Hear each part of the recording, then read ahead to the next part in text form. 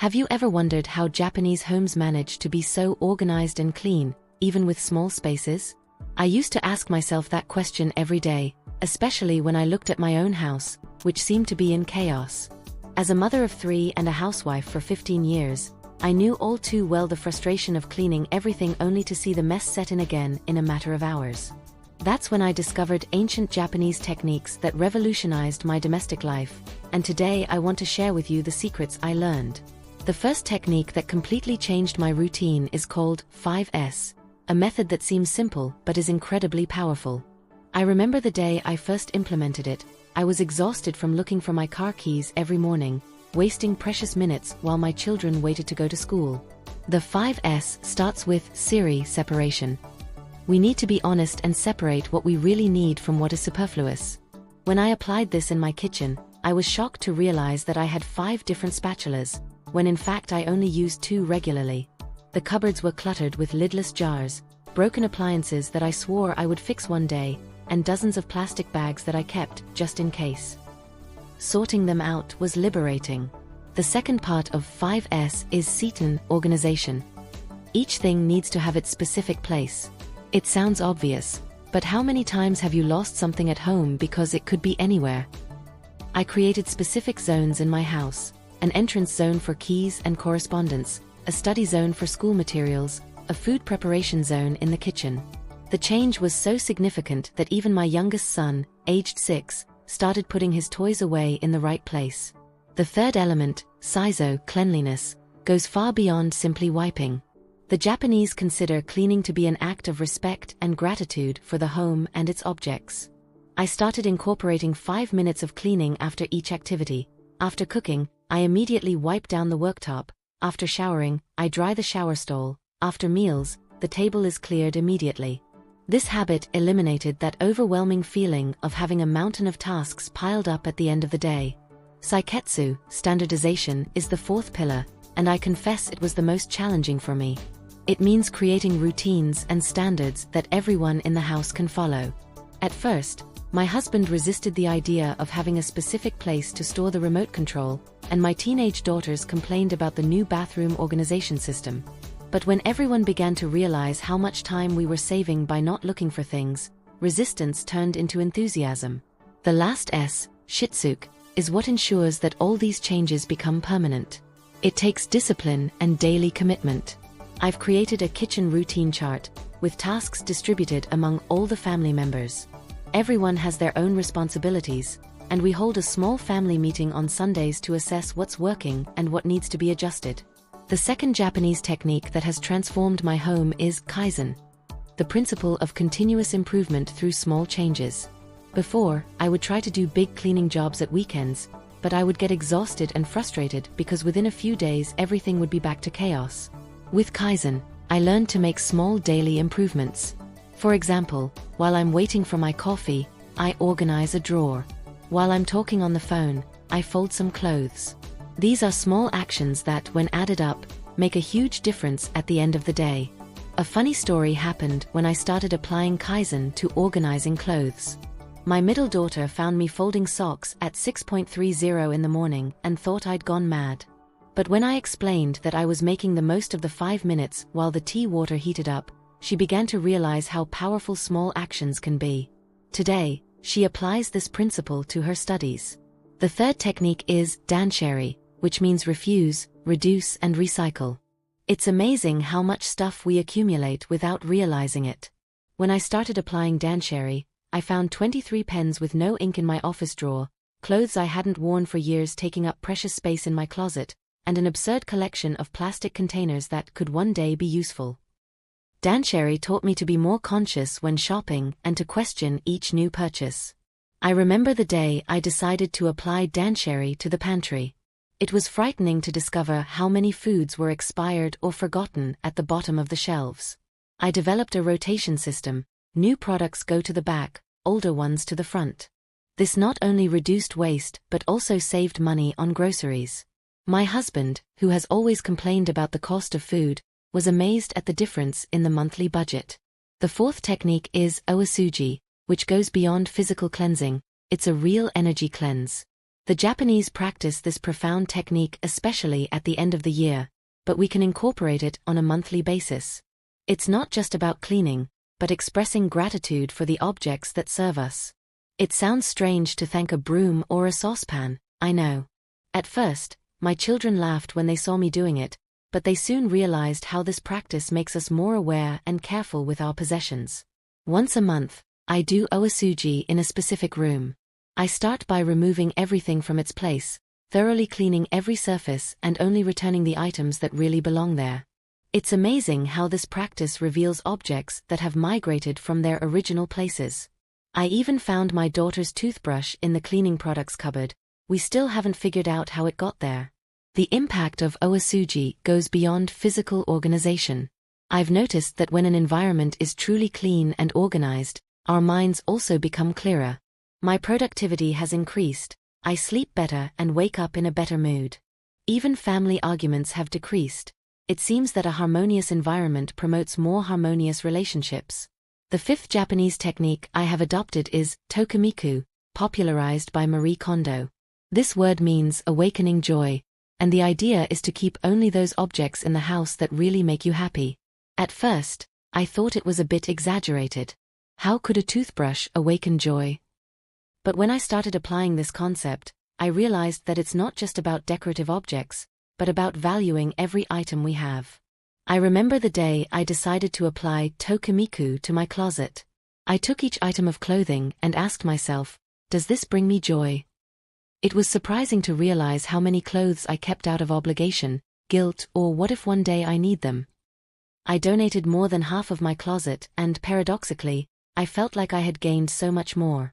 Now, every time I open the doors, I only see clothes that I love and really wear. Tokimiku has also changed the way I buy new things. The other day, I was in a department store and saw a beautiful vase on sale. My first impulse was to buy it, but then I asked myself, is this really going to bring joy to my home? I realized that I already had enough jars and that this purchase would just be another object to take up space. I left the store empty-handed, but with a sense of victory for not having given in to consumerism. The sixth technique is the genkan, which refers to the entrance to the house. In Japanese homes, the genkan is a transitional space between the outside and the inside, where people take off their shoes before entering. Implementing this concept was an initial challenge for my family, who were used to entering the house with their shoes on. I created an area at the entrance with a bench, shoe rack and hooks for bags and coats. At first, my husband would constantly forget and come in with his shoes. I placed a colorful rug as a visual reminder, and within a few weeks the habit was formed. The difference in the cleanliness of the house was immediate. Not only did we reduce the amount of dirt brought in from the street, but we also created a ritual of leaving the world outside when we entered the house. I realized that this simple act helps us relax as soon as we walk through the door. The seventh and final technique is ikigai, which means reason for being. Although it's not specifically about organization, ikigai has a profound impact on the way we look after our home.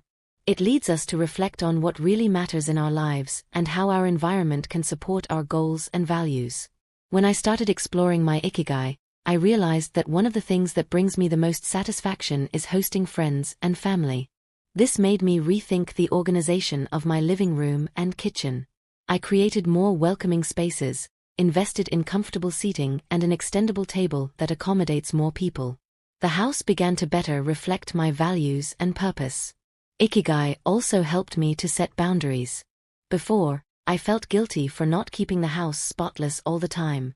Now I understand that perfection is not the goal. A clean and organized home should serve life, not the other way around. This has freed me from obsession and allowed me to find a healthy balance between looking after the house and enjoying life with my family.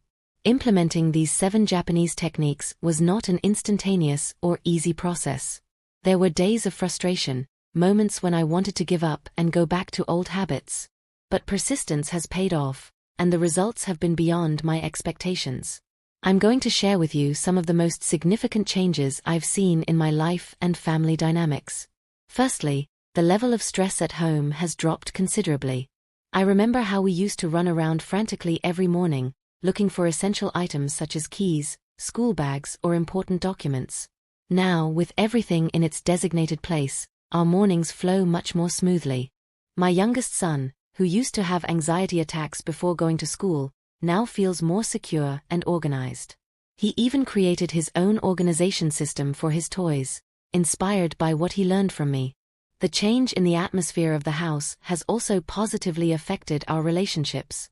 Arguments about mess and household responsibilities have all but disappeared.